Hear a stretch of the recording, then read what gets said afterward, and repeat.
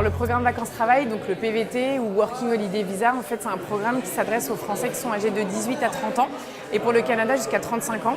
Et en gros l'idée c'est de pouvoir partir pendant 1 an maximum et au Canada pendant 2 ans maximum pour voyager et ou travailler. En gros ça donne une grande liberté dans tous les projets que les jeunes peuvent avoir. Dans le cadre du PVT on peut partir au Canada, en Australie, en Nouvelle-Zélande, au Japon, en Corée du Sud, à Taïwan, à Hong Kong, en Russie, en Argentine, au Mexique, au Chili, en Colombie et je crois que c'est tout en Uruguay. Donc il y a 13 destinations aujourd'hui qui sont proposées aux jeunes. Et donc en termes de démarche, ça dépend vraiment des pays. Chacun fait un petit peu ses règles. Il y a certains visas qui sont gratuits, d'autres qui sont payants.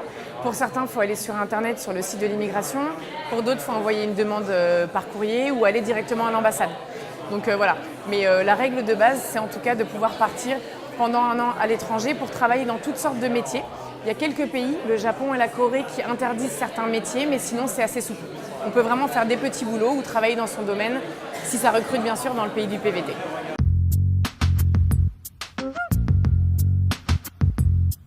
La règle de base dans le cadre du PVT, c'est de pouvoir en faire qu'un seul par pays, mais de pouvoir en cumuler autant qu'on veut, tant qu'on a l'âge d'éligibilité. Il n'y a que l'Australie qui autorise à en demander un deuxième si pendant la première année, on travaille pendant au moins 3 mois dans des domaines comme la cueillette de fruits et légumes, en gros. Mais on connaît des gens qui en ont fait 5, moi j'en ai fait 2, donc évidemment on peut en faire plusieurs, il n'y a aucun problème.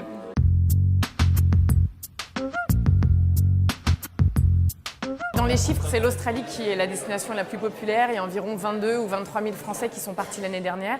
Mais après, quand on entend parler du PVT, souvent on entend parler du Canada. Parce qu'en fait, le Canada impose un quota chaque année et il y a beaucoup plus de candidats que de places.